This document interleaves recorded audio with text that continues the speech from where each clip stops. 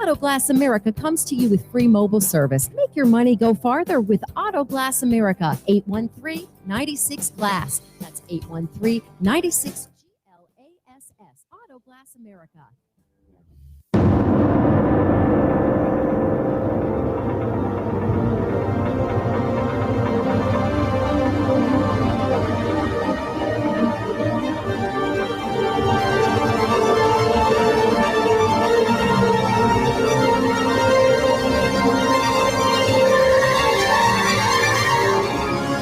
A Neighbor's Choice is live, and I'm your host, your neighbor, David Gronowski. So glad to be with you again across FM, AM, radio, podcast, video stream, as our music continues to play, reminding you that it's time to have a personhood conversation, a conversation rooted in the truth, a conversation that is not going to be stuck on stupid, stuck on ideology, stuck on tribalism. And that's something that you don't always get when you turn on broadcast media. You don't always get that, do you? You get stupidity. You get nonsense. You don't get clarity of mind when you listen to so much of the media today. And it's because they're full of it. They're full of it because they are blinded by their own hubris. They're blinded by their own arrogance. And they continue to draw us into the same old, fighting over tribalism, fighting over which team is better. And that's what is happening is it's tearing our country apart. It's tearing the fabric of civilization apart in our culture because we can't even get along anymore. We're so plagued by politics. The children, young kids are just being inundated with idiotic, postmodern, stupid theories, theology, if you will, from people like Foucault and Herbert Marcuse. And then they're told that that's the only game in town to have concern for justice. You have to, and I'm talking about people, it's become popular to call it critical race theory, but what it really is just the stupid microwaved ideas of Foucault and Marcuse and other folks like that, dead old white Europeans, French postmodernists, and Herbert Marcuse taught in America, but it's the same failed French postmodern ideas. And young people are being told that if you care about minorities, if you care about justice, if you care about the rights of women, you have to submit your mind to the theories and the mental constructs created by dead old Europeans and white guys. This is stupid, right? This is very dumb. It's embarrassing. It's a joke. And we just have to learn quickly to get rid of that stuff. We have to learn to get rid of that stuff in our life. We can't continue to be persisting in ignorance. We can't continue to be persisting in hate. Those ideologies that you get from postmodern deconstruction ultimately are weaponized for hate. They promote and foment hatred, idiocy, lunchroom drama. You can't get anything done. You can't get anything done when all you're doing is spending your time focused on lunchroom drama and superficiality. And so we really have to fight hard for the truth. We have to fight hard for a empathy-based, logic-based, science-based conversation.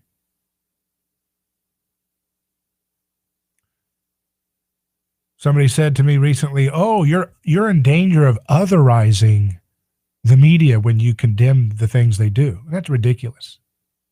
Yesterday's broadcast, I said that the media, the old TV party media, has really held us back because they've lied us into wars. They told us weapons of mass destruction. There were not. They pressured us into doing that. They pressured us into bailouts for the billionaires, the banks on Wall Street. And now they pressure us that we have to take, products as young as 6 months old from the very big pharmaceutical companies that they have reported decades and decades of criminal malfeasance for other products like Vioxx and Bextra and other products Johnson & Johnson put out like baby powder. All these terrible damages that they've done to people and had criminal penalties, Pfizer and so forth. These same media companies that reported on all those stories when it was a convenient narrative to try to tell people as to why they need daddy and mommy government to save them from big bad corporations. These same media outlets and government agencies, for that matter, now tell us those same companies, 100% fact, infallible, take it to the bank, no problem whatsoever. You have to get it, even if you're 6 months old. And people say, you're otherizing them if you critique that. No, we're not otherizing. That's a cliche little term they try to throw out. No, we're not.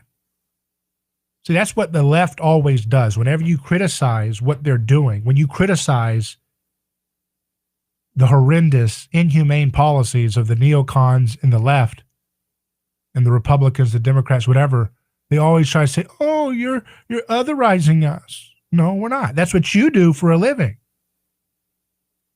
That's what they do for a living. The media spends their entire time trying to get you to hate your neighbor because of their race, their gender, whatever. They come up with conspiracy theories about Russians based on lies, based on stupidity, based on hate. Remember when the New York Times, back when Russia was a Soviet Union, New York Times would wax poetically about the wonderful policies that Stalin was doing as he starved out Ukraine by the millions dying. The New York Times waxed poetically about how wonderful the education was in the Soviet Union, that they had universal kindergarten, and it was just perfect, beautiful place.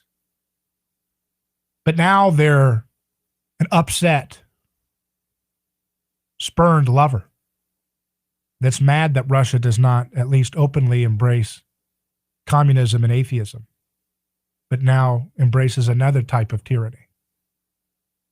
And so for that, like a spurned lover, they spend their entire times trying to sow discord amongst nuclear powers. Idiocy. That's not otherizing to point out the liars who have power. Jesus, the ultimate role model we should all try to aspire to be like, he spent his entire time dealing with hypocrites, people who had power and lied people and divided people and tore people apart and acted self-righteous as they sent people into living death of isolation, alienation, and living by the sword and dying by the sword. He called these Pharisees and hypocrites, he called them brood of vipers. The viper was a reference to the snake. He was referring to them as the family of Satan. Satan being the term, for what was in the garden, the snake, right? The story, this archetype of the snake, the serpent. Deceiver. He talked about whitewashed tombs. He talked about hypocrites. He talked about Herod being a fox, a sly, lying, conniving fox. Those were not otherizing terms. Those were accurate terms because he was challenging those who were lying and sending people into misery, sending people into oppression, and taking advantage of the poor, taking advantage of the vulnerable. It's okay to critique power. And as I said yesterday, and I'll say it again today, when we critique power, we can be tough. But we also don't stoop to the point of saying that people are irredeemable, like the establishment says to people who don't agree with their wars and mass incarceration campaigns and destruction of private property, destruction of private contract, destruction of free markets with a ever-increasing nanny state regulatory burden. Now the Bigots want to ban menthol cigarettes, so they have yet another reason to have more people locked up, more prohibition created violence.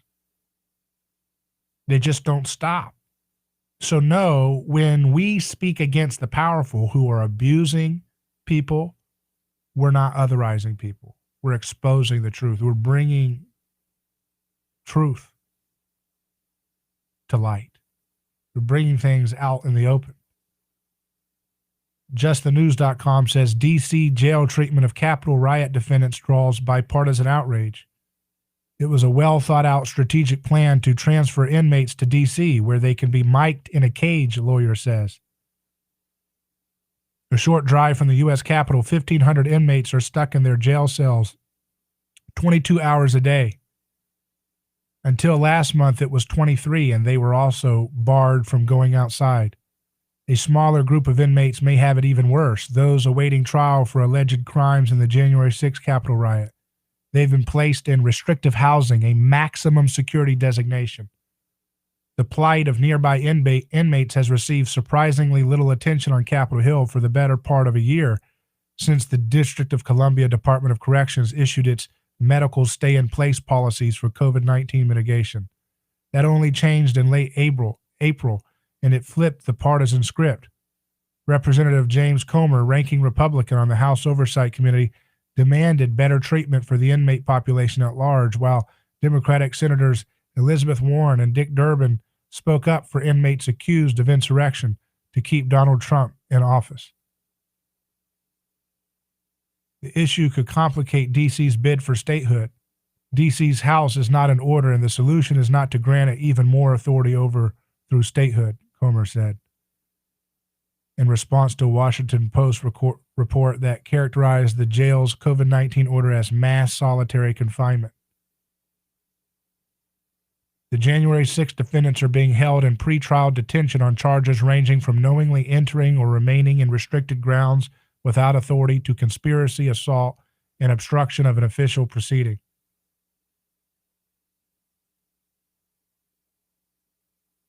Asked about January 6 defendants specifically, Comer's office provided Just the News a statement Friday night. Reports that January 6 defendants who have been charged but not yet convicted of a crime are receiving even harsher treatment is equally appalling. Both Bowser and Maloney have refused the requests asked of them, according to Comer.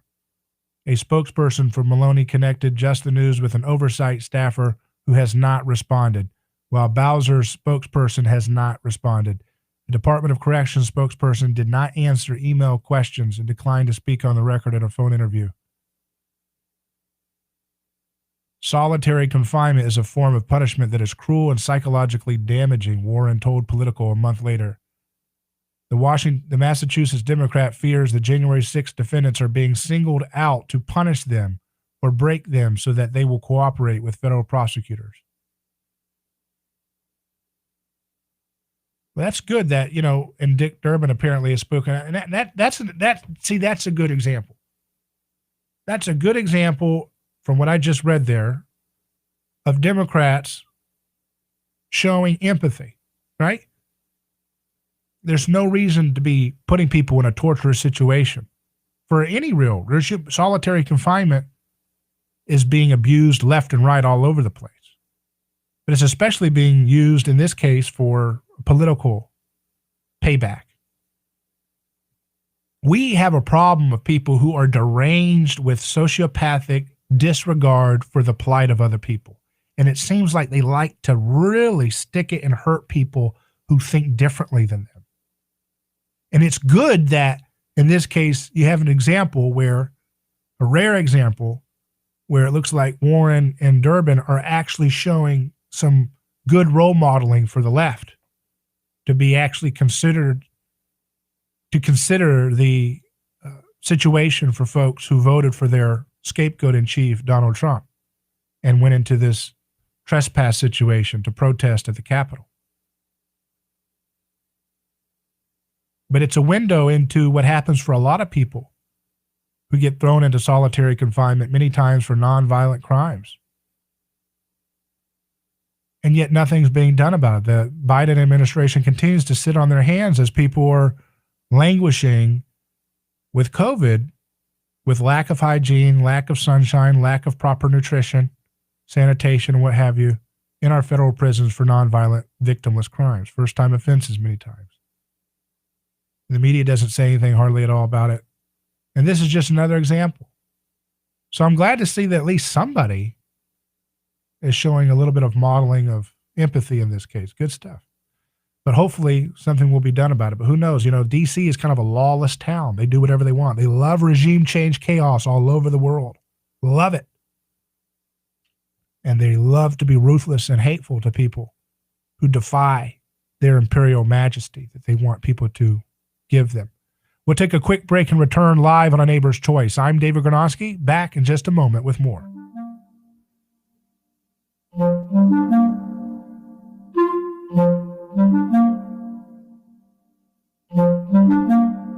David Gronowski here. Let me tell you about a man named Gabriel. Every day, Gabriel puts on his boots and drives across America to make sure our store shelves stay stocked with the food people count on. See, Gabriel served our country overseas. He knows that America stands for freedom, quality, and caring for others the way we would like to be treated. That's why when Gabriel saw food shelves getting low during the pandemic, he hit the road as a driver with Oakley Transport. In the land of the free, where no one should go hungry, we need heroes like Gabriel to help keep America fed. CDLA driving professionals. Join Oakley Transport today. Keep America fed. Visit oakleytransport.com or call them today at 1-877-8-TANKER. That's 1-877-8-TANKER. Are you ready to transform your career? Jess Smith was too. She was stuck on a job that was controlling her life, consuming her free time, and offering little opportunity for growing her pay. Then she found FinTech Mortgage Association, and she never looked back. FinTech Mortgage Association makes home lending simple, and they take care of home buyers like family. Using technology to make everyone's life easier, FinTech Mortgage Association equips each of their loan solutions architects with the tools they need to build a career with a schedule they control, a product they can take pride in, and an earning potential that is life-changing. Unleash your true potential. Join FinTech Mortgage Association. Visit finmay.com. That's FINMAE.com. You're in charge now. NMLS ID 1492187. Equal housing lender. A lawsuit is not something that anyone looks forward to. It's a stressful process. There are attorneys in Tampa Bay that keep clients well informed, creating less stress. That law firm is Catania. Personal injury law is defended with full disclosure. There is no guessing game. If it's an auto accident, medical malpractice, nursing home negligence, unsafe working conditions, or motorcycle accidents, the law firm of Catania will handle the process worry-free from start to finish. Many victims don't realize they have a claim for the loss until they talk to Catania. They only represent private individuals and treat every case as if it's going to trial. Putting families first is more than just a slogan. It's their way of practicing law. It's a commitment to you. Remember, they don't get paid if you don't get paid. So go to Catania.com. Over 28 years in practice. Catania, personal injury, auto, and motorcycle accident attorneys. Catania, putting families first. Office Tampa. Not attorney spokeswoman.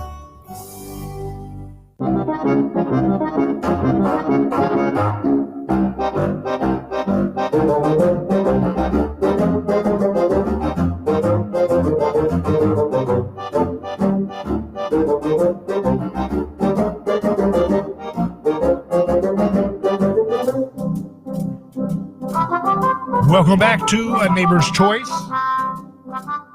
I'm David Gronowski here. We are live on radio. You can drop a comment or question on YouTube or Facebook video stream. Also, wanted to let you know that we have many great videos and essays on aneighborschoice.com. Just check out aneighborschoice.com. Also want to give a shout out to our friends at oakleytransport.com. Oakleytransport.com is looking for qualified, licensed drivers who are willing and ready to hit the ground, hit the road, keeping America fed. You want to go to oakleytransport.com If you see what happens here when government and politicians ruin and mess with the economy and shut things down, and then they turn things on and give everybody welfare to sit at home, and then nobody wants to work, and it's going to wreck everything we care about. And that's why we need people who are hard workers to pick it up, step it up. We all have to step it up to keep everything going in society when government and politicians do everything in their power to make a holy hell mess of it. So go to oakleytransport.com and let them know a Neighbor's Choice sent you if you're willing and ready to have a rewarding career as a qualified driver with Oakley Transport. So as we continue looking at the news here, I am reminded over and over again about why we have to instill and cultivate a culture of love and forgiveness. As I mentioned, the younger generations are being inundated with nonsense, hate, tribalistic, vicious, nasty, big, giant, corporate approved hate. And it does nothing but divide people, tear people apart, and keep everybody incarcerated and impoverished. I was listening to somebody talking about the level of education that people are getting. They said something that, 8th graders in Louisiana, something like theirs, I don't remember the number now, but there's a massive problem with literacy with 8th graders in California and all over the place. Why are we doing this? Why? Why do we keep doing the same stupid thing, expecting different results? I don't understand it. What has to happen before people stop being sheep and stop sending their kids to intellectual slaughter? To go into these schools year after year after year where they have absolute contempt for their customer. They don't want to work. The unions don't want to allow these teachers to go back to work. They want to sit on Zoom, surrounded by their pets, and they don't want to work, right? They don't want to do anything. And they weren't doing anything before. They can't get kids to learn how to read. They don't know how to teach kids how to read. People have said it's deliberate dumbing down. I wouldn't be surprised because these nutcases, these corporate fascists that have infected textbooks with their stupid ideas, perhaps they find it easier to dumb people down than to actually teach. They take thousands, in some places it's $7,000, $8,000, $10,000 per kid per year with government schools. And what do they get? They can't even teach kids how to read. The founding fathers, when they were like not even 10, they were fluent in the classics. They were fluent in poetry and stuff. And today these failed government schools can't even get people how to read, even at 8th grade. This is a problem. We'll take a break and return.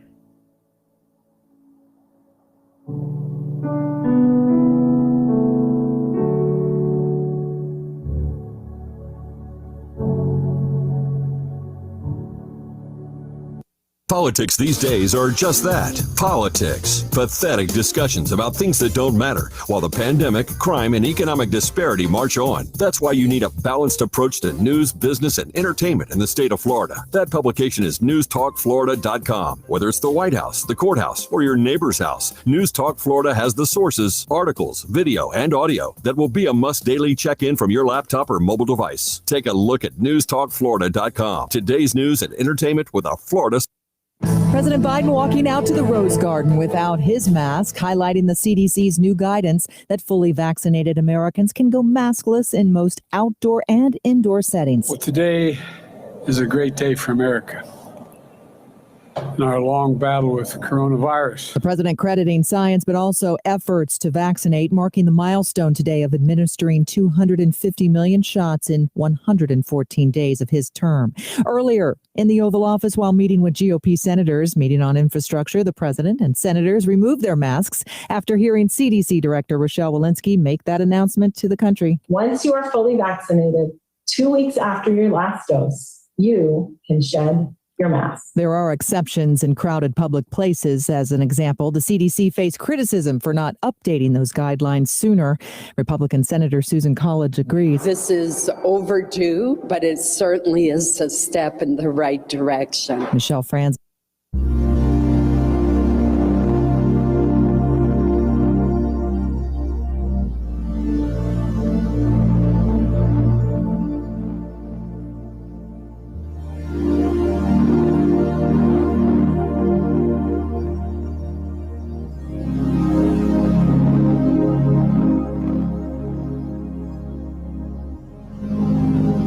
So we just heard from the state media, ABC, which just serves as a great contrast to why this show is so fun together, you and I, the things we get to explore together, because it just spews out big, giant corporate talking points, big government talking points. They're just reading press releases disguised as news reports on behalf of big pharma, big business, big bank, big military industrial complex. It's ridiculous. I mean, these fools won't even report on the fact that Joe Biden's son was doing all this stuff and giving some to his, he was doing shady deals all over the world and giving pieces to his father, using that position to extract wealth from poor people in poor countries. Making deals with the chief spy in China and that hack that just had ABC News report. Did she ever report that once? No, of course not.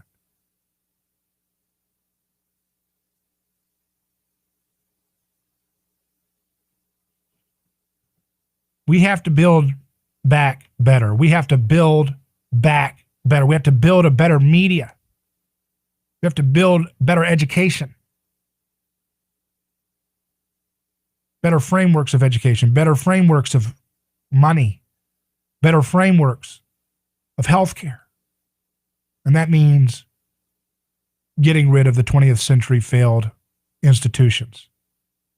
I saw somewhere they were saying, oh my goodness, people who are skeptical of big pharma, they don't see medicine as an institution, but a process. I mean, or science, it was. Yeah, science is not they say science isn't an institution, it's a process. Well, no duh. It's a way of thinking. You look for evidence. You don't use pressure campaigns. That's mob crowd pressure. That's not science. Dave Smith, the comedian, says he quotes the New York Times saying, there is not a single documented COVID infection anywhere in the world from casual outdoor interactions, such as walking past someone on a street or eating at a nearby table. And he says, you've been had, folks. Lockdowns, outdoor masks, asymptomatic spread, all BS. It was always BS. But power-hungry corporatists, power-hungry bigots took advantage of people's fear. They took advantage of the herd-like mentality that is the base operating system of human species when they are scared. And they made a lot of overreach. They took a lot of liberties, and they will continue to take more liberties until you say you've had enough of it.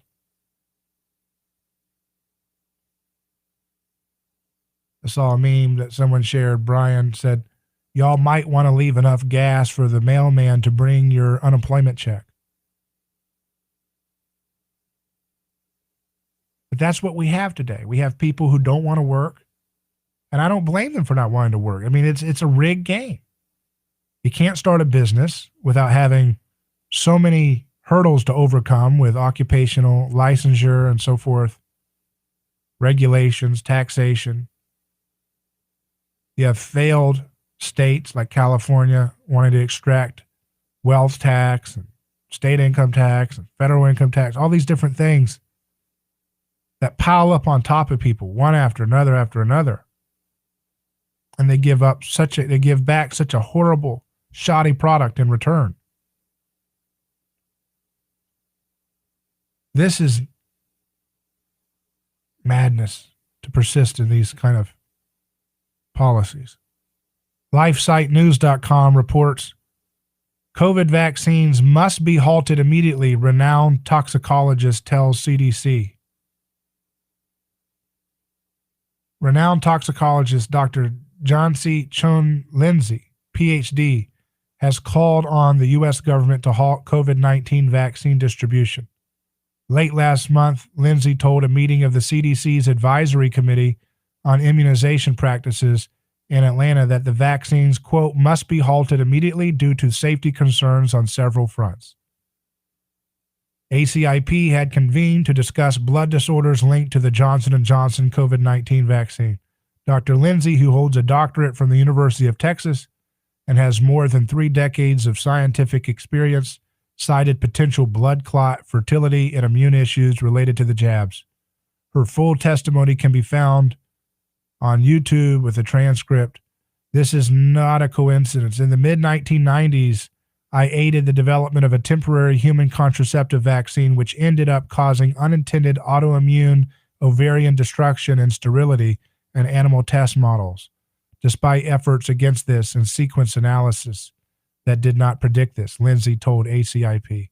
I strongly feel that all the gene therapy vaccines must be halted immediately due to safety concerns on several fronts, she said. Dr. Lindsay warned that the vaccines could hinder production of syncytin, a crucial protein for fertility and pregnancy, and negatively impact pregnancy outcomes as a result. First, there is a credible reason to believe that the COVID vaccines will cross-react with the syncytin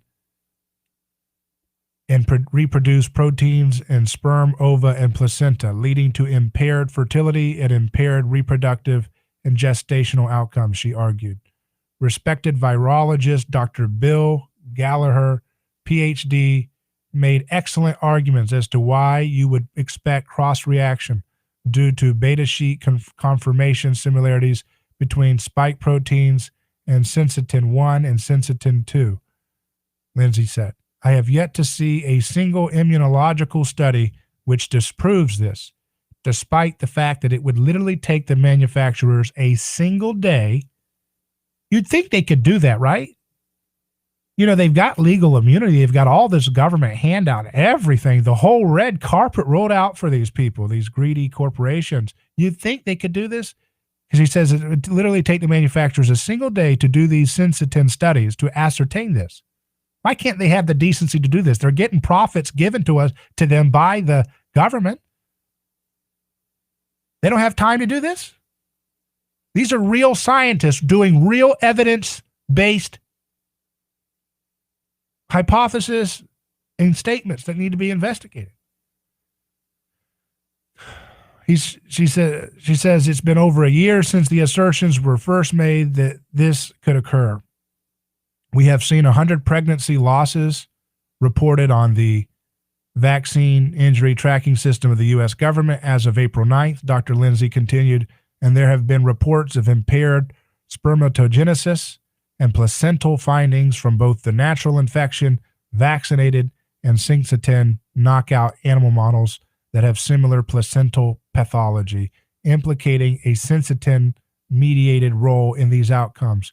Lindsay also pointed to reports of irregular menstrual cycles following COVID-19 shots. We simply cannot put these coronavirus vaccines in our children who are at a 0.002% risk for COVID mortality if infected, or any more of the childbearing age population without thoroughly investigating this matter, she said. Otherwise, we could potentially sterilize an entire generation. Speculation that this will not occur and a few anecdotal reports of pregnancies within the trial are not sufficient proof that this is not impacting on a population-wide scale, Lindsay said. Dr. Lindsay noted that all of the COVID vaccine gene therapies are causing blood clots as well. This is not isolated to one manufacturer, and this is not isolated to one age group.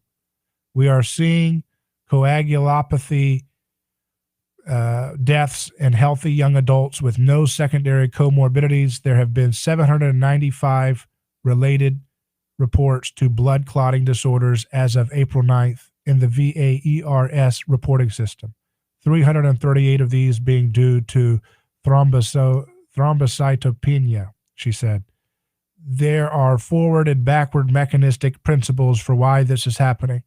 The natural infection is known to cause coagulopathy due to the spike protein. All gene therapy vaccines direct the body to make the spike protein, she said. Lindsay cited a paper published in the Journal of Hematology and Oncology in 2020, which showed that infusing spike proteins led to blood disorders in mice. Spike protein incubated with human blood in vitro also caused blood clot development, which was resistant to fibrinolysis, whatever that is. Who cares? A process that stops the growth of clots. The spike protein is causing thrombocytic events, which cannot be resolved through natural means, she said. And all vaccines must be halted in the hope that they can be reformulated to guard against this adverse effect. Lindsay's comments were cut off, of course they were, at the ACIP meeting before she could mention her third concern, though the final point has been published on the website of Dr. Jennifer Margulis. Third, there is strong evidence for immune escape, and that inoculation under pandemic pressure with these leaky vaccines is driving the creation of more lethal mutants that are both newly infecting a younger age demographic and causing more COVID-related deaths across the population than would have occurred without intervention, Lindsay said. We have enough evidence now to see a clear correlation with increased COVID deaths in the vaccine campaign, she continued. This is not a coincidence. It is an unfortunate, unintended effect of the vaccines. Her conclusion, we must halt all COVID vaccine administration immediately before we create a true pandemic that we cannot rein in. Dr. Stephanie Seneff, PhD, a protein synthesis expert and research scientist at MIT, expressed that she absolutely shares these concerns in an email to Margulis. The potential for blood clotting disorders and the potential for sterilization are only part of the story, Dr. Seneff said. There are other potential long-term effects of these vaccines as well, such as autoimmune disease and immune escape, whereby the vaccines administered to immune-compromised people accelerate the mutation rate of the virus so as to render both naturally acquired and vaccine-induced antibodies no longer effective. The CDC nevertheless resumed injections of the Johnson & Johnson vaccine last month, though a Norwegian government commission has renewed calls for the jab to be shelved. VAERS has tracked more than 4,400 deaths following COVID-19 vaccine injections as of Monday. The survival rate of the virus has been estimated to be as high as 99.8%. That's from lifesitenews.com. So, why can't we have this science debate? Why do we have to have such bullying and denial of science? The same media that lied to you about weapons of mass destruction, slam dunk, it's in Iraq, go and send your kids to fight for giant corporations, is the same media telling you, don't you ever, there's something wrong with you if you don't go along with what we want you to do. Shut the hell up. We don't care what you have to say. You guys are failures at everything you've reported on. We don't care what you have to say. Corporate press. Get off the stage. That was the 20th century. You had enough time lying us into wars, lying us into bank bailouts. We don't care what you have to say anymore, okay? You lied us into Vietnam. You lied us into the Desert Storm war. We don't listen to liars. We don't have time for that troglodyte behavior. Okay? Trying to push and pressure people to take products to a child when you have known scientists. You have got to let these people's stupid 20th century pressure campaign words stop scaring you. They'll put in a word like denier, right? Because they know that you've heard about other terms like climate denier. Oh, God, I'm scared. Or, whatever other denier they'll try to put out, right? Yeah, I don't want to be a denier. I want to be an acceptor. I accept. Oh, okay. They're trying to put psychological terms to bully you. Do you get that? And it works for a lot of people. Using words that they know are scary. Oh, denier, I'm scared. Right? They try to put these words into people. Oh, I'm going to get you. Oh, you're scary now. Yeah, they say anti-vaxxer, someone Luca said on YouTube.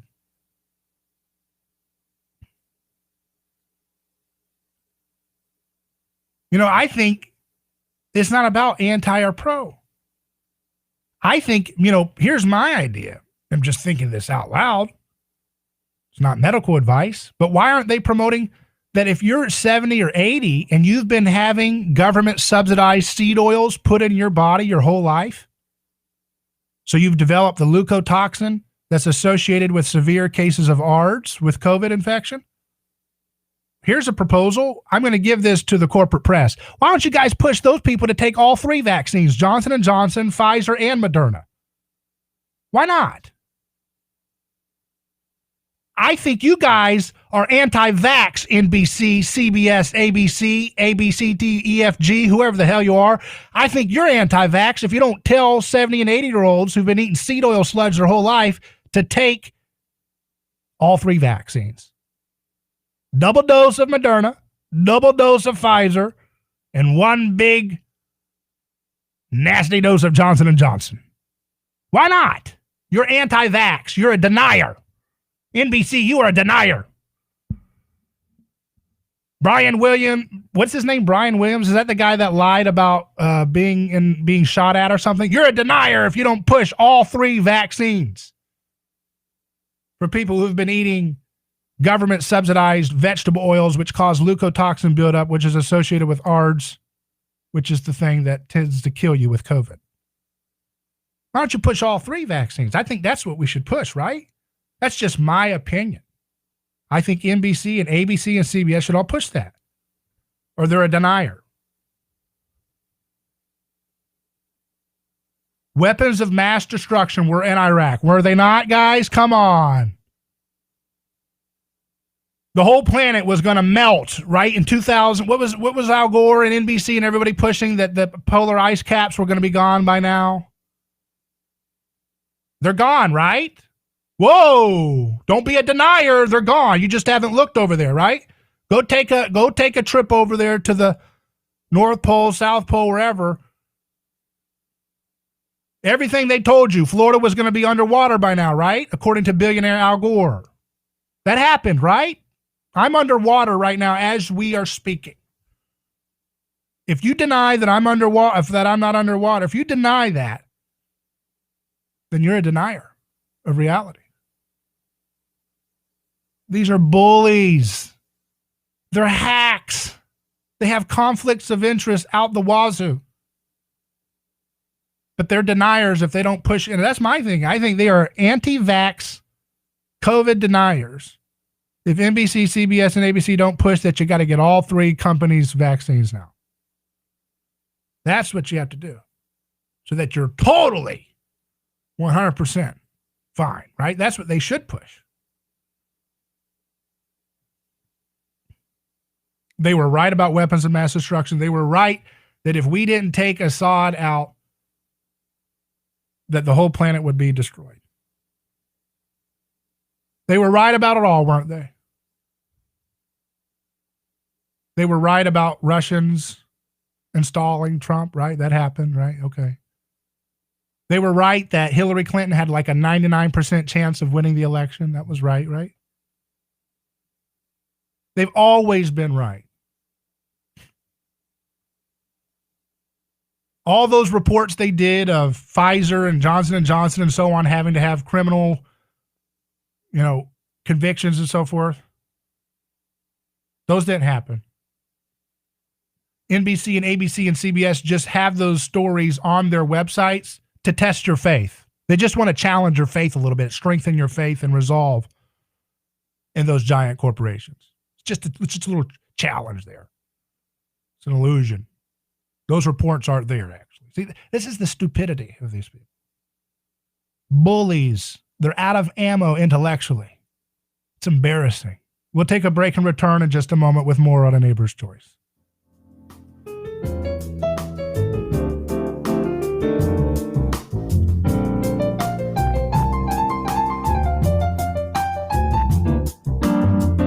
Hello, this is David Gronowski with A Neighbor's Choice. I've got a mission for you. I'm a big believer in eating family farm-raised, high-quality grass-fed beef. That's why I'm a frequent customer of White Oak Pasture, a sixth-generation beautiful farm in southwest Georgia. Support sustainable, delicious meat of the highest quality. Ask for White Oak Pasture's beef at your local grocery here in Florida, or go to whiteoakpastures.com, and first-time customers get 20% off on purchases with our exclusive coupon code neighbor. Who is your neighbor? Dave and Wally are team drivers for Oakley Transport. One day they came across a very serious accident on the highway. Some might pass on by, but Dave and Wally saw there was no time to waste. They jumped into action and saved two people's lives with moments to spare. That's the kind of courageous love we need more of today. It reflects the respected culture Oakley Transport develops with their driving professionals. CDLA licensed drivers. Join Oakley Transport today for a rewarding career. Visit oakleytransport.com. That's oakleytransport.com. Are you ready to transform your career? Jess Smith was too. She was stuck on a job that was controlling her life, consuming her free time, and offering little opportunity for growing her pay. Then she found FinTech Mortgage Association, and she never looked back. FinTech Mortgage Association makes home lending simple, and they take care of home buyers like family. Using technology to make everyone's life easier, FinTech Mortgage Association equips each of their loan solutions architects with the tools they need to build a career with a schedule they control, a product they can take pride in, and an earning potential that is life-changing. Unleash your true potential. Join FinTech Mortgage Association. Visit finmay.com. That's FINMAE.com. You're in charge now. NMLS ID 1492187. Equal housing lender.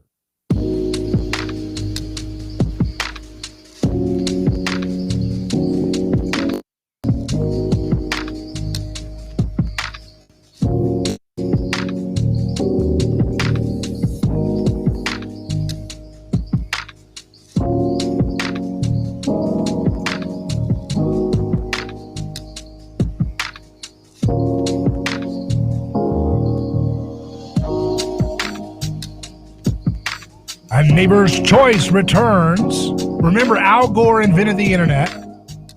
Aaron Macias says that the weapons of mass destruction are inside the polar ice caps. Tina says, and then there was Y2K. The world would implode, except it didn't. That's right. They've lied us. That's all they do. When NBC, CBS, ABC, Politico, CNN, all these people, when they get on, they just start lying. They've got a copy of Foucault's latest postmodern tract in one hand, and then they just start lying. Lie. So boring, so predictable. These people are so abusive. It's pathetic. Embarrassing, barbaric brutes, the way they act about people. Is that othering? Is it othering to say that people who lied people into going to war are acting like brutes? Is that othering? Oh, okay. Okay, The Sun reports unmasked all Florida residents prosecuted for not wearing COVID face masks will be pardoned by Governor DeSantis. He appeared on Fox News on the Ingram Angle alongside two gym owners who had been arrested several times after they reportedly refused to enforce mandatory mask wearing. Mike Carnevale of Plantation was first busted by cops last July for allegedly not requiring people to wear masks in his gym. He was arrested another 2 times along with his wife, Jillian, NBC Miami reports. Governor DeSantis told Laura Ingram that he will be signing a reprieve under his constitutional authority. Now, you know I'm a big fan of clemency for nonviolent crimes, but this is an example of an obvious no-brainer that should have never been enforced in the first place. But that's what happens. See, that's one teaching lesson I'll give to the so-called tough on crime Republicans that want a bigger nanny state to enforce every vice and personal issue. Because they don't want to be libertarian, right? Okay, want to be cool. When you set the precedent that the state can incarcerate you for a single nonviolent or victimless choice or decision, you give them the moral authority to do whatever the heck they can get away with doing with any crisis that comes around. It's a basic principle. You cannot change that fact. So that's a good news. Here's another story. National File says, breaking: significant discrepancies discovered in Arizona audit, ballots off up to 17.5%. Likely Joe Biden did not win. They're hiding the disaster in which they handled this election and likely the fact that Joe Biden did not win in Arizona, the quote says. The ongoing audit of ballots cast in Maricopa County, Arizona, has uncovered significant discrepancies in the number of ballots versus the supposed number of ballots that were supposed to exist. Political strategist Boris Epstein adds that the discrepancies may be as high as 17.5%, and it is likely Joe Biden did not win Arizona. Arizona Senate President recently sent a letter to the Maricopa County Board of Supervisors outlining the major issues discovered already in the audit and offered to settle them without additional subpoenas or compulsory action. In the letter, says Epstein on Steve Bannon's podcast, it's revealed Ballot 5, Batch 2976, 200 pink slip total, actual total 165. They are missing 35 ballots out of that batch. He added 35 out of 100 is 17.5%. 10 out of 200 is 5%. Do you know how shocking that is? 17.5% discrepancy in a batch is beyond belief, he added. And one, they've got 18 more than they're supposed to be, which is at 9% discrepancy. Again, if we're to have any confidence in elections in this country, how can we possibly be okay with discrepancies of double-digit percentages? It's absolutely mind-boggling. Anything above a tiny fraction of a percentage is unacceptable, by the way, unacceptable according to the Federal Elections Commission. We now know why the Maricopa County Board of Supervisors has been fighting the subpoena so hard, why Perkins Co. have come in, why the Democrats are pushing back, and why you've got mainstream media melting down, he explained.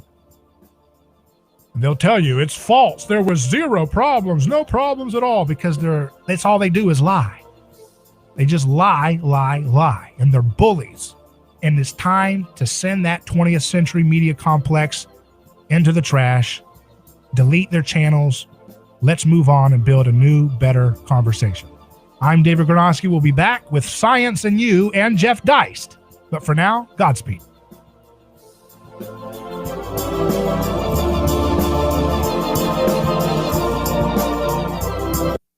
Your home for news, talk, and information. 1040 WHBO Pinellas Park, Tampa Bay's all new News Talk 1040. It's the only way I get news. From ABC News, I'm Michelle Franzen. A symbolic turning point in the pandemic and more physical freedom. The CDC's new guidance says fully vaccinated Americans can shed those masks in most cases. There are exceptions. It doesn't apply in many crowded places, and businesses are now in a spot to come up with their own guidelines. I think it's a great milestone, a great day. President Biden in the Rose Garden celebrating the CDC's guidance that fully vaccinated Americans can toss that mask in the trash. The rule is very simple. Get vaccinated or wear a mask until you do. But with no required vaccine proof, it may be impossible to monitor or enforce the new voluntary mask rules. Andy Field, ABC News, Washington. This past hour, Colonial Pipeline says it's fully restarted the systems for the pipeline after the ransomware attack, but it will still take days to make up for shortages at the pump. ABC's Alex Stone has details. Well, many gas stations in the south and east are still dry. Gas Buddy, which is tracking the gas situation, indicates it is getting better. In Atlanta, earlier today, 73% of gas stations had nothing left. Now that's down to 68%. Still from Washington, D.C. You'll be on shortly. Just hang tight for us, and then you'll hear Mr. Grosky address you. Changing heading into the weekend. Escalating violence between Israel and Palestinians ramping up further, with Hamas firing more rockets into Israel, killing 7 people, including a child there. Israeli airstrikes in Gaza have now claimed the lives of 103 Palestinians, including more than 24 children. Secretary of State Antony Blinken today calling for a de-escalation. As Muslims celebrate Eid and Jews prepare to mark Shavuot, Israelis and Palestinians deserve to take part in these celebrations without fear of violence. A U.S.-led diplomatic team on its way. Blinken says when asked if the U.S. is open to UN Security Council meetings, he says yes, but he wants to give diplomacy a chance first. You're listening to ABC News. Maybe you can relate to this. A lot of people think they're stuck with their health plan. It costs too much, or for whatever reason, they just don't like it. The great news, you are not stuck with it. There is a choice. It's called MediShare, and you could save so much. The typical savings for a family is $500 a month. Major difference maker. This is the affordable alternative to health insurance. And just to give you a little more info about MediShare, it's a Christian healthcare sharing ministry. It's worked beautifully for 26 years, has more than 400,000 members, and they've shared over $3 billion of each other's medical bills. So yes, they can help share your needs too. So you're not stuck. There's an excellent alternative, whether you're single or married, you got a family. MediShare is super flexible. You can choose an option that works for you and start saving lots of money. You can join anytime. They're great to talk to. No pressure. Call 877-26-BIBLE. That's 877-26-BIBLE. 877-26-BIBLE. The latest numbers from the Labor Department showing weekly jobless claims are trending in the right direction, down. The number of weekly jobless claims continues its decline. Last week, 473,000 people filed first-time claims for unemployment benefits. That's the lowest number since mid-March of 2020. The pandemic took a toll on the labor force. There are still more than 16 million Americans receiving some kind of jobless aid. ABC's Aaron Katursky.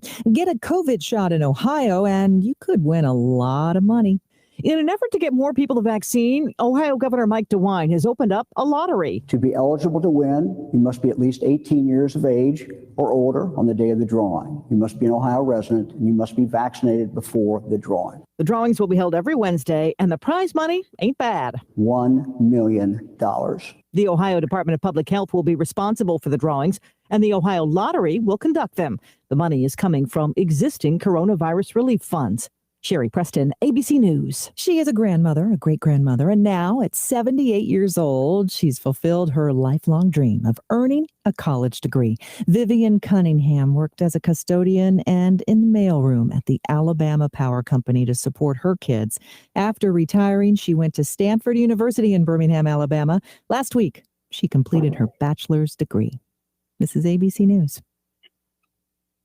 Hey renters, it's Ty Pennington for Guaranteed Rate. Stop paying your landlord's mortgage every month. Look, mortgage rates are still historically low, so go to rate.com now to get a mortgage on your first home and upgrade your life. Like a legit home office, a new deck for summer, maybe a pool, you name it. Guaranteed Rate can help you go from renting to buying like crazy fast. Start at rate.com today. That's rate.com. Equal housing lender, subject to credit approval. Company NMLS ID 2611 and MLS Consumer Desktop. I'm Michelle Franzen, ABC News.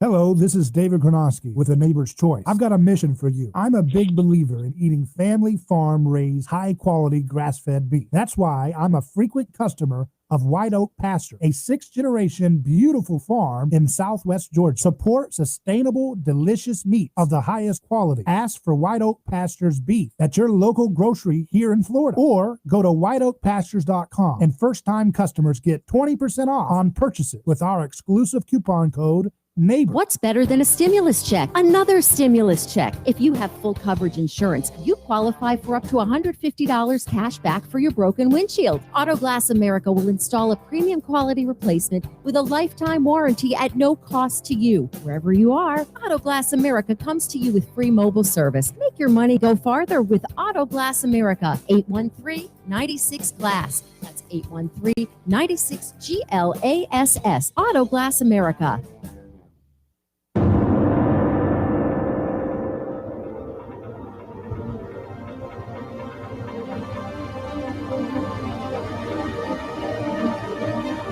From the heart of Central Florida, you're listening to the most electrifying show in media.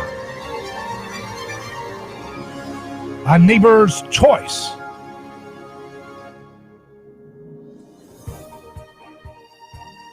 I'm your host, your neighbor, David Gronowski. Welcome back to the program. We're going to have a great hour this hour. It's Thursday, which means we're going to do Science and You. That's where science and you come together for a glorious dance of learning and knowledge. And we do that because, hey, we talk about politics, we talk about culture, we talk about anthropology, we talk about the economy, which we'll do soon with Jeff Deist of the Mises Institute. But it's always good every week to step back from the world of social problems, social drama, and look at the world of science, look to biology, chemistry, physics, all the different fields that are of interest in the news of science, and look for the truth. So joining us now is our chief science advisor, physicist, Dr. Yu. How you doing? Thank you, David, for having me on. I'm doing great. Oh, that's good to hear. Well, we've got some stories to cover, as always. Let's look at what's going on here. First story we have is from Financial Times, The God Equation by Michio Kaku, Unifying the Universe. Physics professor attempts to bring the dizzying concepts of multi-dimensional realms within reach of the general reader. This is by David Badanis. He is talking about what Dr. Kaku is coming out with, The God Equation, a new book. And he says, our universe is expanding at an ever-increasing rate. In the far future, either it will tear apart in the equivalent of a great rip, or just as uninviting, its gradual dissipation of energy will make the continuation of any form of life impossible. Is that a true claim, Dr. Yu? Well, close enough. So, yeah, you just you just said, so Michio Kaku, one of the renowned physicists, just came out a new book. So he has many books. So the new book called The God Equation, The Quest for Theory of Everything. So I thought that this could be a very interesting topic to the audience. So is it true, though, I want to ask, because this is the article written about this book. It says, in the far future, either our universe will tear apart in the equivalent of a great rip, or its gradual dissipation of energy will make the continuation of any form of life impossible. Is that true about the universe? Not based on my research, my theory. So this is the prediction of Michio Kaku. He considered he's one of the founders of string theory. So this is a prediction from string theory, which I believe string theory is fundamentally flawed. And so this prediction, I do not believe that's anywhere near the reality. So maybe the future of the universe isn't as bleak as we thought. That's correct. So the whole new book is try to bring this called the dazzling concept of a multi-dimensional realm to the reader, to the general public, for the general readers. So this is based on the string theory, which is so complex and require more than 4 dimensions, like more than 3-dimension space and 1-dimensional time. So this is a multi-dimensional.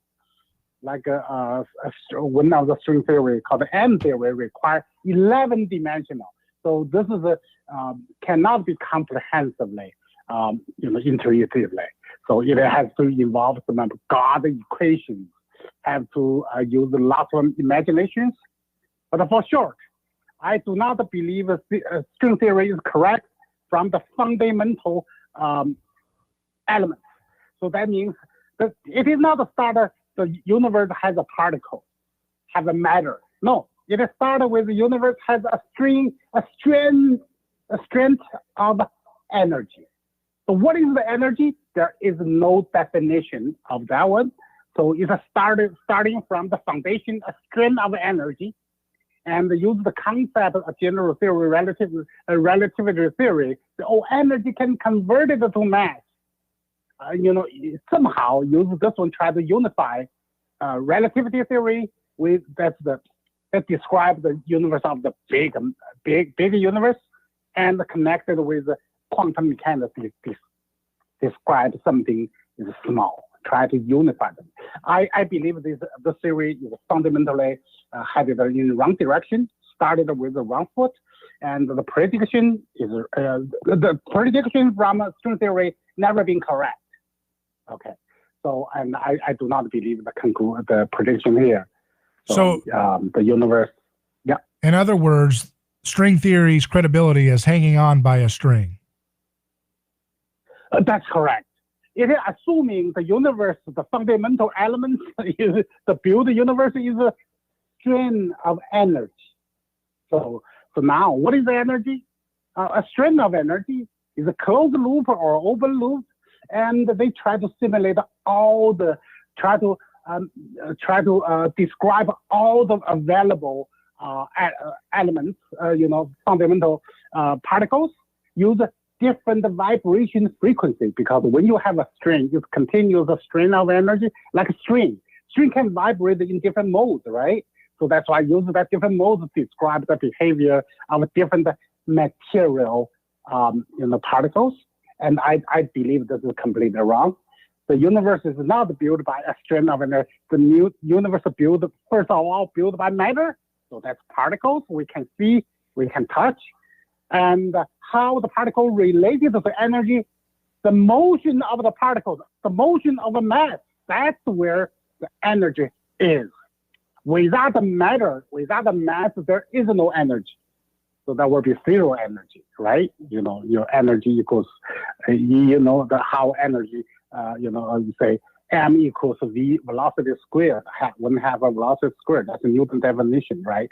So that means the whole concept of build it on relativities and quantum mechanics, and I believe that both foundations are wrong theories. Wow. So let's go to this other story here. We have a story in the Yahoo that says the farthest spacecraft from Earth has detected a hum in the space beyond our solar system. NASA Voyager 1 probe has detected a faint, constant hum in the space beyond our solar system. When charged gas ripples through interstellar space, those ripples emit a detectable vibration. The Voyager 1 spacecraft left Earth more than 40 years ago and entered interstellar space in 2012. More than 14 billion miles from Earth, Voyager 1 spacecraft is listening to the background music of interstellar space. What do you learn from this story? This is one of my favorites. I have been followed this Voyager 1 and Voyager 2, since so many years. For many years, I'm in the United States. So these things tell us something which will be useful for describe how the universe works. But especially, we are talking about the theory of everything, and this is to provide additional evidence. So what's the story here? The story is that NASA's Voyager 1 probe. So this is the first probe travel the farthest from the Earth, and it's already outside of the solar system. So any human-made object, this one will be the travel first. how many years? 43 years ago. So it launched in 1977. So it's 43 years ago. Out of the solar system, it's 14 billion miles from Earth. However, we can still hear it. We still can receive signals from it. So that's why I'm so excited, because at that time we use the nuclear propulsion. Okay, use the nuclear generate power so that we can transmit the signal. However, at that time, the technology is not advanced. The signals, the equipment, of course, very fainting of signals. But even traveling, it reached to Earth over 21 hours. Even that far away, we can still receive the signal. So this is something I'm very interested, because I believe if it's traveling 43 years ago, traveling at 38,000 miles velocity outside of the solar system, and we can still receive it. So what I'm thinking about, what happens to our human brain? We are thinking. Brain is the antenna, is a emitter, is a generator electromagnetic wave. That's the signal.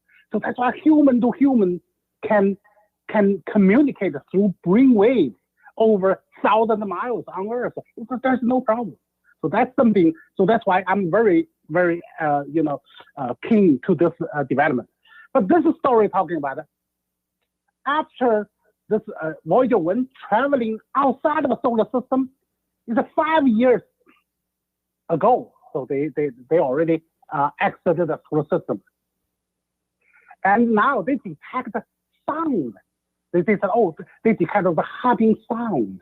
So I wanted to say what the humming sound means. It means outside of a solar system, excuse me, still have a magnetic field. So that's what I say. So the prediction is a magnetic field fill out the entire universe. And this is another evidence. Our solar system and it still has the magnetic field. So what's causing that magnetic field? Actually, yes. So what that means throughout the empty, we saw the vacuum space. It actually filled with called a plasma gas. It's a charged gas. Charged gas. That means has an electric charge. Charged gas. It is space filled with this magnetic. I'm called magnetic clouds. So charged particles. Basically, it is magnetic clouds. So these are we call the plasma, right? So that means plasma is everywhere within the solar system and intergalactic. Even you also have this kind of the medium. The medium is a magnetic medium. So when the sound caused by the magnetic medium from the neighboring star system, let's say Alpha Centauri or something neighboring, and interaction with the solar system magnetic field. When you have this kind of magnetic field interaction, and then you will see some stronger magnetic field. So you may see the sound. Just like a solar magnetic field interact with the Earth's North Pole or South Pole, North Pole, right? And you see, the people will see the aura. So that means, you see the interaction, you see the light, the northern light. So that's how the magnetic field interaction. So you see light because light is an oscillation, it's a vibration of a magnetic field. And in this case, the same thing. When you solar system magnetic field interact with outside star system magnetic field, you see light or you hear the sound. This sound, of course, is not be able to hear in human ear. It is collected through instrument. Let's take a quick break. We're talking about science and you. This is our Science and You segment with physicist Dr. Yu. You're listening to A Neighbor's Choice Radio. We'll be back in just a moment.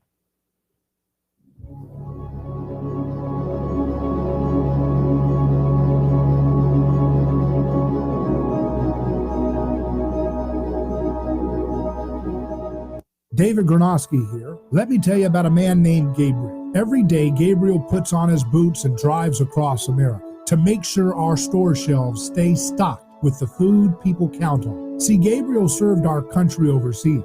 He knows that America stands for freedom, quality, and caring for others the way we would like to be treated. That's why when Gabriel saw food shelves getting low during the pandemic, he hit the road as a driver with Oakley Transport. In the land of the free, where no one should go hungry, we need heroes like Gabriel to help keep America fed. CDLA driving professionals. Join Oakley Transport today. Keep America fed. Visit oakleytransport.com or call them today at 1-877-8-TANKER. That's 1-877-8-TANKER. Are you ready to transform your career? Jess Smith was too. She was stuck on a job that was controlling her life, consuming her free time, and offering little opportunity for growing her pay. And she found FinTech Mortgage Association, and she never looked back. FinTech Mortgage Association makes home lending simple, and they take care of home buyers like family. Using technology to make everyone's life easier, FinTech Mortgage Association equips each of their loan solutions architects with the tools they need to build a career with a schedule they control, a product they can take pride in, and an earning potential that is life-changing. Unleash your true potential. Join FinTech Mortgage Association. Visit finmay.com. That's FINMAE.com. You're in charge now. NMLS ID 1492187. Equal housing lender. A lawsuit is not something that anyone looks forward to. It's a stressful process. There are attorneys in Tampa Bay that keep clients well informed, creating less stress. That law firm is Catania. Personal injury law is defended with full disclosure. There is no guessing game. If it's an auto accident, medical malpractice, nursing home negligence, unsafe working conditions, or motorcycle accidents, the law firm of Catania will handle the process worry-free from start to finish. Many victims don't realize they have a claim for the loss until they talk to Catania. They only represent private individuals and treat every case as if it's going to trial. Putting families first is more than just a slogan. It's their way of practicing law. It's a commitment to you. Remember, they don't get paid if you don't get paid. So go to Catania.com. Over 28 years in practice. Catania, personal injury, auto, and motorcycle accident attorneys. Catania, putting families first. Office Tampa. Not attorney spokeswoman.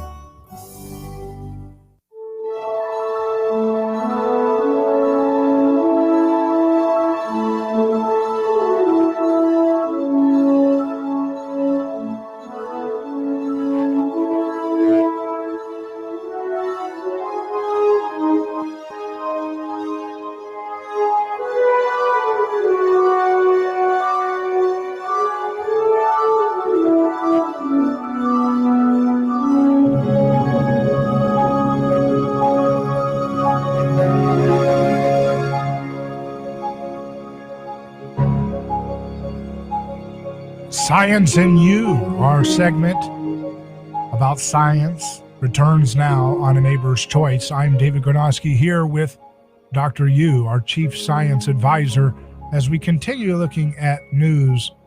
I saw a story in sciencealert.com just now. Bizarre discovery suggests pink drinks make people run faster. But why? If you're going to gargle something next time you go for a run, here's some advice. Try using a pink-colored drink. As strange as it sounds, pink drinks appear to be linked with enhanced running performance. In a new study, scientists found that runners who rinsed their mouths with a pink-colored liquid solution, as opposed to a clear, identical-tasting one, ran for longer and at a faster average speed, while having a more enjoyable running experience too. Adding a pink colorant to an artificially sweetened solution not only enhanced the perception of sweetness, but also enhanced feelings of pleasure, self-selected running speed, and distance covered during a run, explains the nutritionist from University of Westminster in the UK. There's a small study. It only involved 10 people. So what do you think of that, Dr. Yu? It's just strange, huh? That's very strange.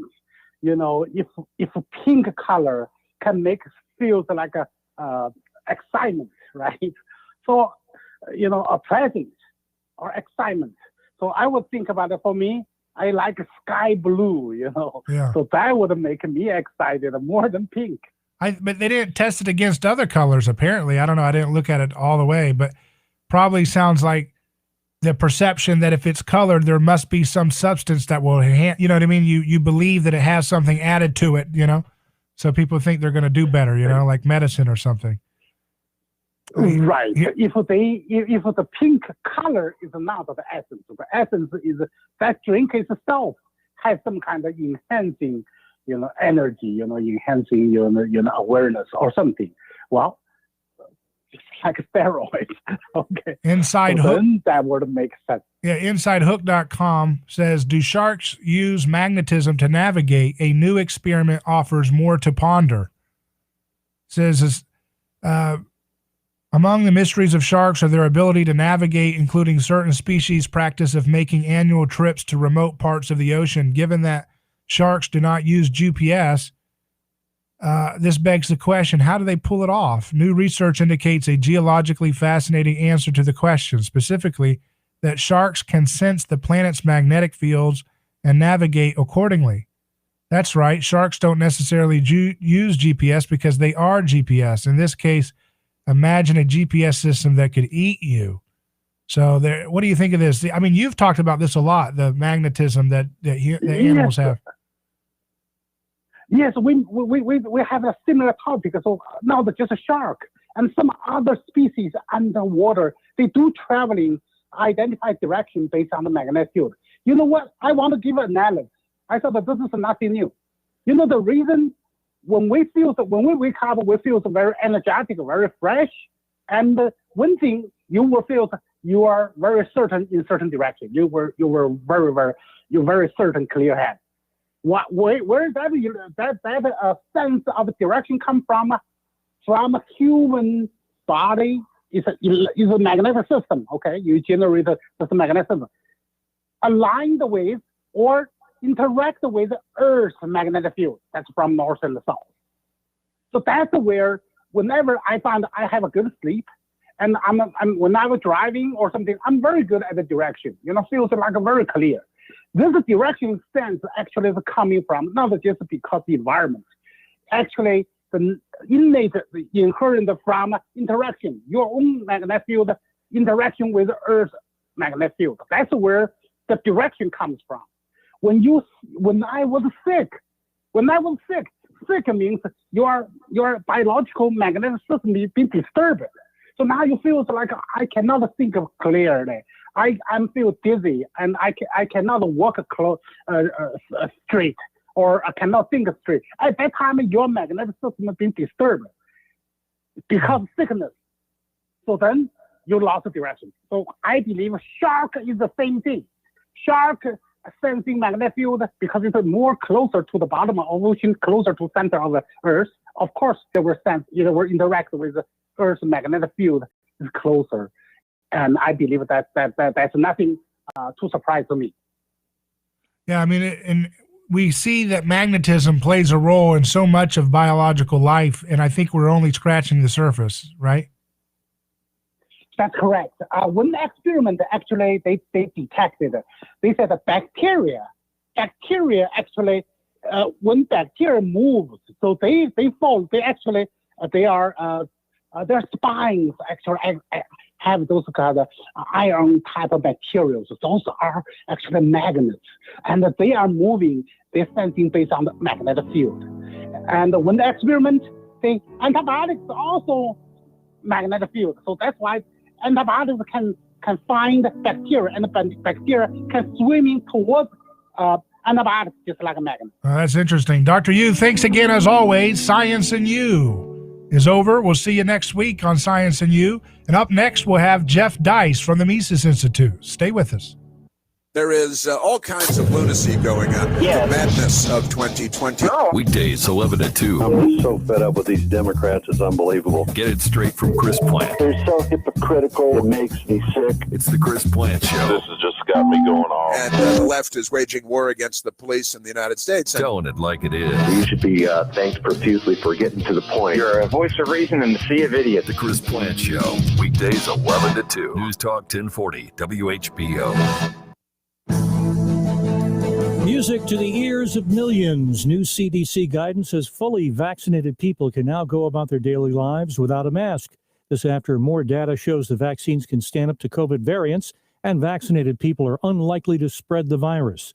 President Biden just in the past hour in the White House Rose Garden. It's a good day for the country. We aren't done yet. We're still losing too many Americans because we still have too many unvaccinated people. Biden reminding you that CDC guidance says unvaccinated people should still wear a Oh, this is mask in many WHBO. Can you hear me okay? situations. Colonial Pipeline says it's making progress in All right, we're at safely break right now, restarting its and entire just hang on tight for pipeline me, system. and you'll We'll hear sit down to deal with an Mr. invasion Edwards, of criminal I'm sorry, software. Mr. Gronowski give you Egyptian a heads up when you're negotiators ready. cool things off between Okay, Israel I'll just and go ahead and start Hamas. asking you questions, and Secretary of we'll be State good. Antony Blinken. As Muslims celebrate Thank you. Eid and Jews prepare to mark Shavuot, Israelis and Palestinians deserve to take part in these celebrations without fear of violence. Chuck Sievertson, ABC.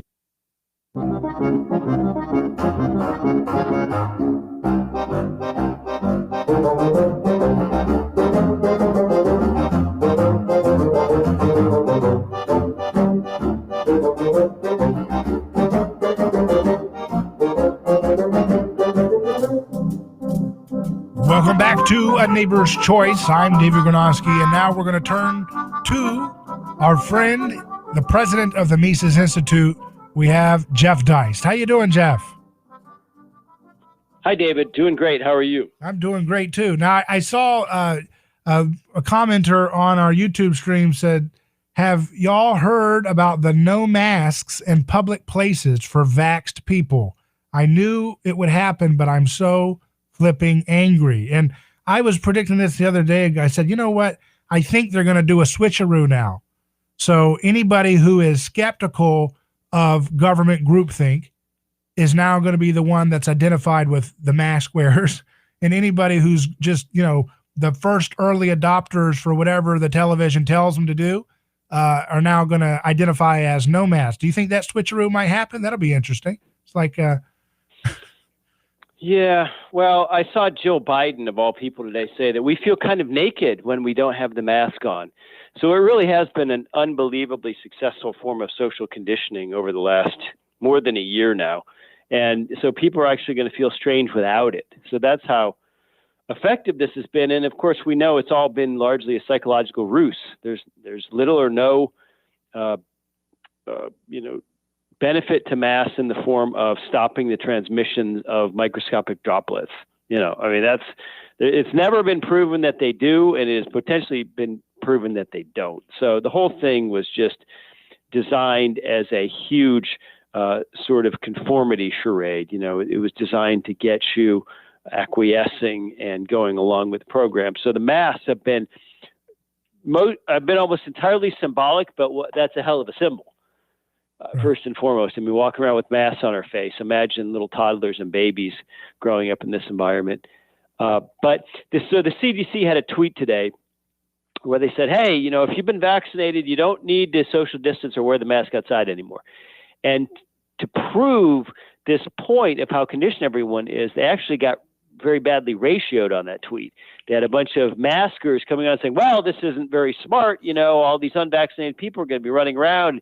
Cases are going to spike and this and that. So, it's been such a mess now for so long. And the CDC says this, and then something is disproven. It's gone around and around so many times that, you've got a whole percentage of the population, maybe a majority of the population, basically just living in abject fear of this invisible virus and thinking we got to keep wearing masks. So crazy times, and it really demonstrates the power of herd psychology. We are absolutely no less susceptible to it than pagans of 1,000 years ago. Right. That is certainly true, and that's kind of a wake-up call for folks who didn't have the right proper view of what human beings really do, which is mostly go along with the herd.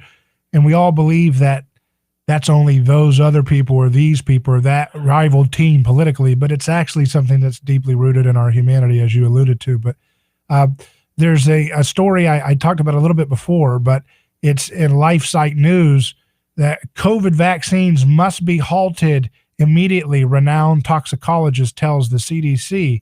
Dr. John C. Chun Lindsay of PhD, she, I think it's a she, I believe so, says that they must be halted immediately due to safety concerns on several fronts, including potential blood clot, fertility, and immune issues.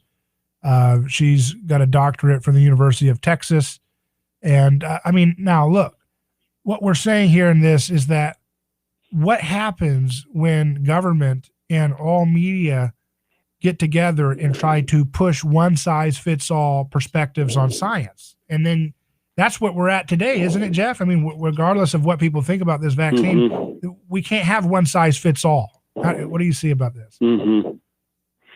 Well, it's true. Any pushback on vaccines is viewed as crankery. And of course, we know that things aren't settled with respect to these experimental gene therapies that people are calling vaccines. So, you know, it ought to be up to the individual. I know a lot of people who have gotten one or both shots, and God bless them. It makes them feel better. It may well protect them from this virus. And, you know, that's their choice. I don't look down on that. I don't judge that. And, you know, if they require vaccines to fly on airplanes, I'm going to face a very tough decision myself. That's not really the point. The point is who decides, who controls. And this idea that the CDC, which has been bouncing around like a ping pong ball for the last year, is some source of authority is just flat wrong. You know, we know that. So, what we have to get to is a society where people are allowed to access information, they're allowed to make their own choices, and they have to live with the choices of other people. You know, so much of what I saw in that CDC tweet thread was these people pushing back, oh, these COVIDiots who don't believe in vaccines. Well, that's an individual thing. You know, you're not required to share your personal health decisions with anyone, with your employer, with your neighbor, with your coworker. That's private for a reason. And I have no more right to know whether you've had a vaccine than I have a right to know whether you've had, you know, any other medical treatment. My God. So it's a very frightening time, because the people who believe one thing believe it fervently and devoutly and religiously, and they want to impose that on everybody else. And that's what we have to resist. It's not whether you get a vaccine or not, or whether vaccines work or not. What we have to resist is this authoritarian strain in American thought today that, you know, it's my way or the highway. Yeah, that's one of the things that I think is really apparent here, is that nobody wants to tolerate what other people want. You know, we see a story in The Guardian that McDonald's and Uber are going to help encourage vaccine hesitant Americans. So you're going to eat your vegetable oil sludge, your carbs and sugar, but you're going to feel better than other people because you get your little cup that says, did you get your Fauci ouchie or whatever they call it, you know? So I don't understand why everything has to be so total, you know, and so politicized, you know, that, you know, Krispy Kreme's going to lecture us about what health should be. They want to give you a free donut for the rest of your life if you've got proof of vaccination. McDonald's now wants to get in on the action, you know. Where is this going? You know, at what point are we going to come back to a world in which all these media outlets and McDonald's vegetable oil slingers and all these people in the government are all just parroting the same thing? Is this the new normal? Is this what we're going to hear for every new little thing that comes out? McDonald's is going to have a position on the banker bailouts the next time they need that, and they're going to put a little UBI, go get your little UBI on their cup. I mean, how far does this go? Well, a bunch of very progressive people have basically taken over the HR and PR departments of major corporations in America. So these are true believers who think that if you don't get a vaccine, you're crazy, and that you should be perhaps shunned or even kept from employment. So that's what we have to understand, is that the people running corporations and messaging at places like McDonald's and Coke aren't necessarily in tune with the rest of America. Where this is going, you ask, I think, is based on two things. First of all, COVID or flu or cold viruses are infectious. They're spreadable. So that alone makes it sort of the perfect scenario for would-be tyrants, people who want to boss everyone around, because here you can say, hey, it isn't just your business, David. You're out there, shopping or living your life or going to school or going to work or wherever you go. And this isn't just about you. You can spread it to other people. So in that sense, COVID was tailor-made for an authoritarian top-down response by government. The second thing, of course, driving this is that increasingly we're all roped together to pay for each other's medical treatments, whether that's going to be increasingly under maybe some sort of single-payer proposal, whether that's going to be under mandated insurance because of Obamacare, or whether that's simply because we're all in these big health conglomerates now, these corporate, faintly fascist health insurance providers, which pool everyone together. And so the unhealthier everyone else is, the more we all pay, because we're sort of costs, the premiums of health insurance. So, just like with helmet laws and seatbelt laws, where people say, well, yes, it's not just your freedom to not wear a helmet or to not wear a seatbelt, because if you get hurt and go into the hospital, I'm going to end up paying for that. And there's some truth to that. We all sort of do end up paying for other people's irresponsibility under the current system. So because we've sort of pooled or collectivized health costs, and because COVID is infectious, it's a perfect storm for authoritarians. And what I fear, David, is that, this is going to become a new normal, where every winter everyone's wearing masks and, hey, I don't want to get the flu anyway. And, that's, in my opinion, it's the opposite of how we ought to be going. We ought to, especially with young people, you've got a little one. We ought to be building their immunity by having them out in the world digging in the dirt, right, not hiding away from everyone wearing a mask. Right. And it's one of those things where, when we were just reporting this earlier, Frontiers in Physiology, a science journal, looked at a tremendous amount of people who have had severe cases of COVID, in which they get the ARDS, situation where their immune system cytokine storm takes place. That's what usually ends up killing people with this.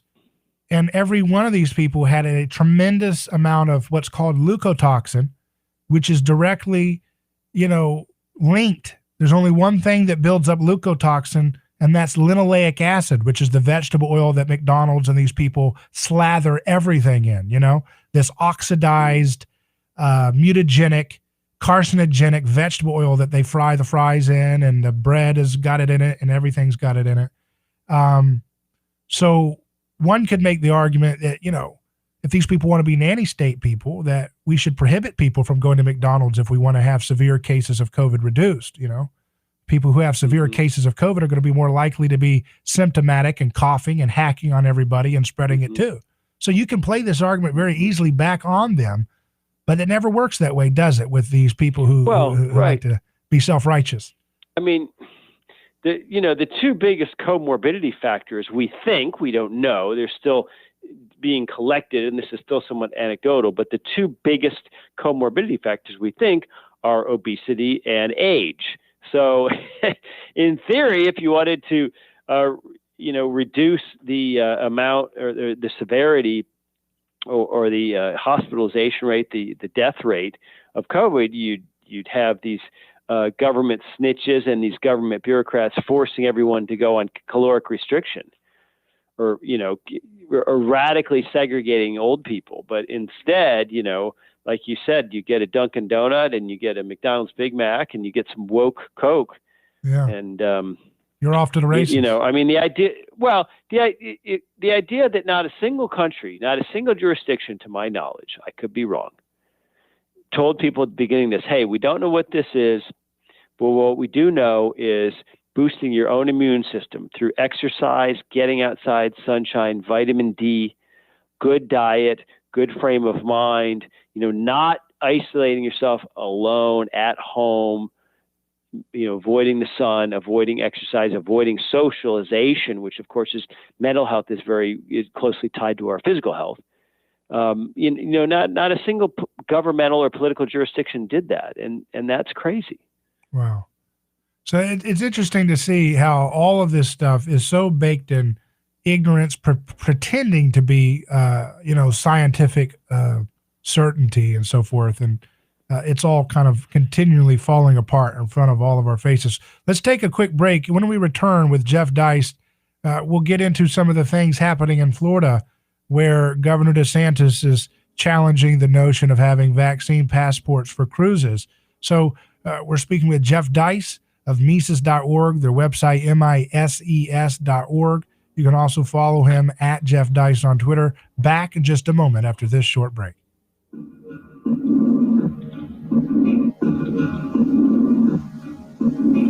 Hello, this is David Kronosky with A Neighbor's Choice. I've got a mission for you. I'm a big believer in eating family farm-raised, high-quality grass-fed beef. That's why I'm a frequent customer of White Oak Pasture, a sixth-generation beautiful farm in southwest Georgia. Support sustainable, delicious meat of the highest quality. Ask for White Oak Pasture's beef at your local grocery here in Florida. Or go to whiteoakpastures.com and first-time customers get 20% off on purchases with our exclusive coupon code NEIGHBOR. Who is your neighbor? Dave and Wally are team drivers for Oakley Transport. One day, they came across a very serious accident on the highway. Some might pass on by, but Dave and Wally saw there was no time to waste. They jumped into action and saved 2 people's lives with moments to spare. That's the kind of courageous love we need more of today. It reflects the respected culture Oakley Transport develops with their driving professionals. CDLA licensed drivers. Join Oakley Transport today for a rewarding career. Visit oakleytransport.com. That's oakleytransport.com.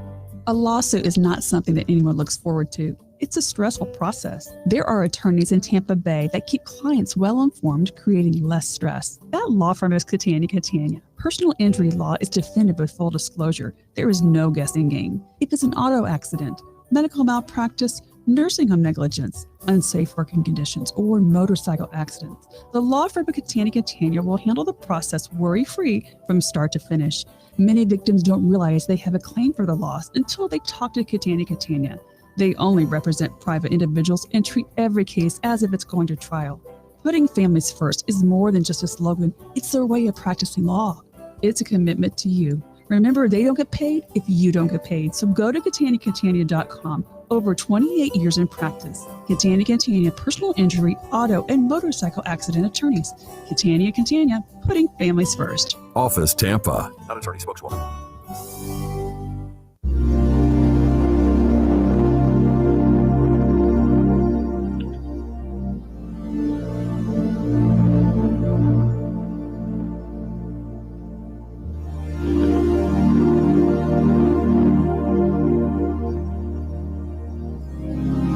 Hello, David Kronosky here, returning to A Neighbor's Choice Live.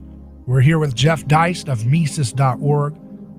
That's the Mises Institute, MISES.org, their website. And I wanted to, touch on this theme that I've seen here with Governor DeSantis and FloridaPolitics.com. Jeff, you've talked about the need to have decentralization for local communities to start just ignoring some of the stuff coming from D.C., which continues to show contempt and callousness and cruelty towards people that don't agree with them on even the smallest things. But here's the story. Are you kidding me? The quote is, Governor DeSantis says no way to vaccine passports for cruises. The CDC is requiring proof cruise passengers have been vaccinated, but the governor won't budge on a vaccine passport.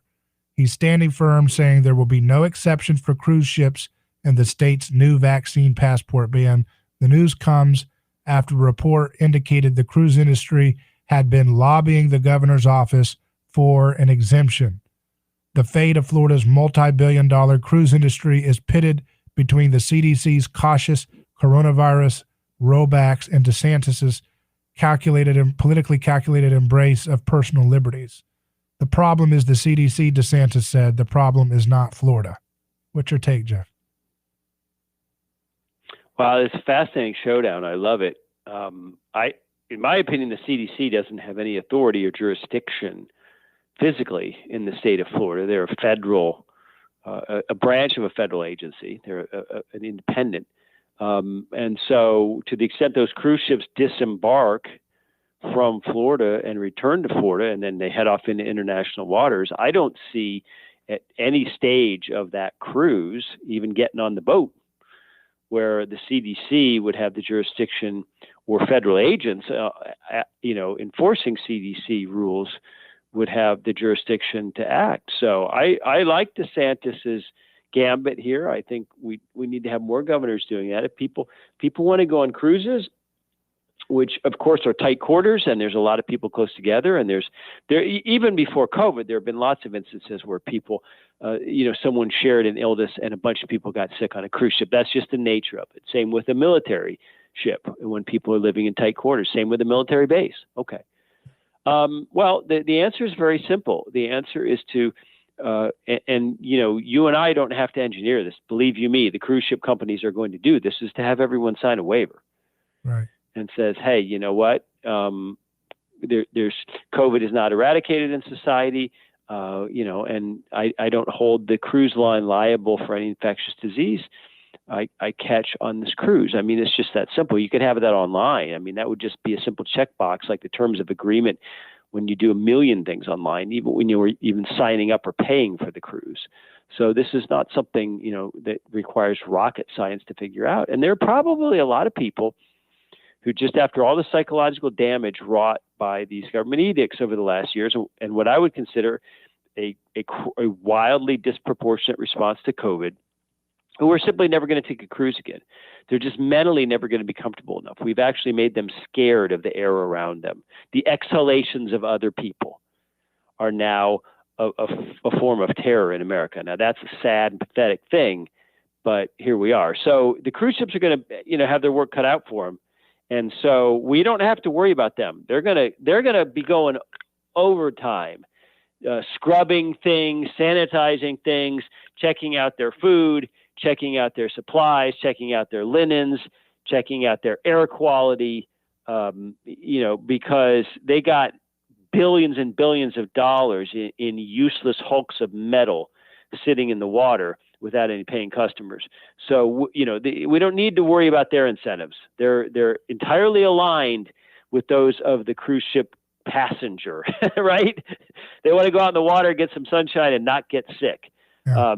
So DeSantis has to be speaking plainly like this, and he has to be saying, there's a market for cruises where everyone is vaccinated and everyone voluntarily displays that. There are cruises that have dialysis centers on them so that people who use dialysis at home, oftentimes almost every day or 5 days a week, they can't go on a cruise. They can't be away from the dialysis center. So the cruise ship industry responded by creating dialysis cruises. DeSantis ought to be talking this way firmly, and let's have these showdowns. Let's see what different parts of America want, and let's have some real experiments in federalism. That's exactly what we need. Yeah, another thing that he signed in recently is a bill that permanently allows cocktails to go. This is in Florida politics too. This is a pandemic era executive order the governor issued last spring that included so-called alcohol to go. That measure helped restaurants that were forced to scale back operations during the early stages. He says, DeSantis said this was like an existential crisis for folks in this industry, speaking at Hooligans, a sports bar in Ormond Beach. And I guess it's a compromise bill, but it allows people to sell alcoholic drinks to take home and delivery orders. So, Florida continues to inch just slightly more and more in a liberty-oriented direction, which hopefully is a trend that will continue for a long time, Yeah. Yeah, and it really is. It's going to be a matter of voting with your feet. We've had a huge realignment in where people live and where they work since COVID happened. And I don't have to tell you how many people have moved into Florida. Yeah. And how many people have moved into Texas, how many people have moved into places like Phoenix and Idaho. And, this is an experiment. I think we need different approaches to COVID and everything else in a country this big. And we've been talking about this on your show for a long time. Mm-hmm. We don't need one-size-fits-all tax policy or regulatory policy or gun laws or abortion laws, as far as I'm concerned. Yeah. So let's do it. Let's get something good out of this horrible COVID year. Let's get some sort of positive silver lining from this dreadful thing. And if that means Florida is more of a republic and less of a glorified county of the U.S. federal government, then that would be a great thing. And we're almost out of time, but I like the way you put this. You were commenting on Twitter about a Bill Anderson article on Mises.org. We cannot build an economy on lies. And you say, there's a deep and abiding sense in America that we live on borrowed time, that our economy is fake, that our material prosperity is unearned. Is that a good feel? Should we have that suspicion? Boy, oh boy, isn't that something? And I'm going to actually speak to a group of young people this weekend. I'm going to tell them, all this sort of nervousness that we all feel, not just because of COVID and inflation, now we're running out of gas at gas stations, but just this general sense of unease is not normal. When I was a young guy, things were a lot more optimistic in this country in the 80s and 90s. And so none of this is normal. And I do think that most Americans feel like we're sort of on borrowed time, that we can't keep going the way we have been. Everything still works. Everything's still comfortable for the time being, but both politically and economically, it feels like we're building up to some big event or some big, I don't want to say catastrophe, but some sort of cataclysm. And the election wasn't it. The election was pretty anticlimactic with Biden. It was just about as interesting as watching paint dry. So it definitely feels like when something can't go on forever, it won't. And the political schisms in this country, as really shown by the Trump election and now COVID, these fault lines, I think, are going to keep getting worse. And so whatever's going to happen, I'd rather it happen sooner than later. Yeah, and I think the ending that people feel is that the 20th century has stayed with us longer than it should have. 20th century failures like Marxism, Keynesianism, ABC, NBC, CBS. This was an old era. It's outdated, but it's hung on its tentacles and way of doing things for, 21 years after that century was over. So we just need to go ahead and speed up having a new era, a new century where we can get rid of some of these failed experiments and ideological fantasy, of the 20th century. Yeah, it is interesting how the same old ideas continue to recycle and repackage themselves. And we try to give them new names, but they're the same old, same old. There's basically two ways of organizing society, around the state or around voluntary interactions, market and civil society. So no matter how much tech we get, nothing ever changes that essential choice. Very good. Jeff, it's always great hearing from you. I appreciate you coming on. Thank you, David. And check out Mises.org, Mises.org, for more commentary from Jeff Deist and William Anderson and many other great minds on Mises.org. I'm David Gronowski. It's been a pleasure speaking with you today. We'll see you tomorrow, but for now, Godspeed.